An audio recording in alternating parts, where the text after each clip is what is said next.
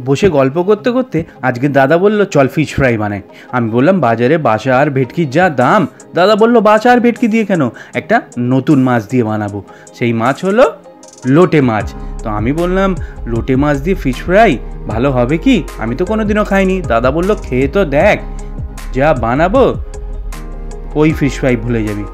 আমি বললাম ঠিক আছে চল। এই দেখুন, দেখেছেন ফিশ ফ্রাইগুলো, কেউ বলবে কি লোটে মাছের ফিশ ফ্রাই।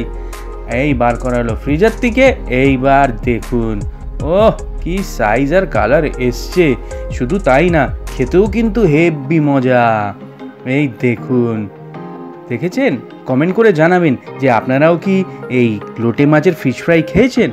আমার তো ভীষণ ভালো লেগেছে। এইবার থেকে আমরা ডিসাইড করেছি যে যদি বাসা আর ভেটকি না পাওয়া যায় তাহলে এই লোটে মাছ দিয়েই আমরা ফিশ ফ্রাই করব। লোটে মাছের কিন্তু আরেকটা নাম হচ্ছে বম্বে ডাক, আপনারা সবাই হয়তো জানেন। তা আজকের মতন এখানেই ভিডিওটা শেষ করলাম। ঠিক আছে, ভালো লাগলে লাইক শেয়ার কমেন্ট তো করবেন, আর সাবস্ক্রাইব করতে ভুলবেন না। টাটা।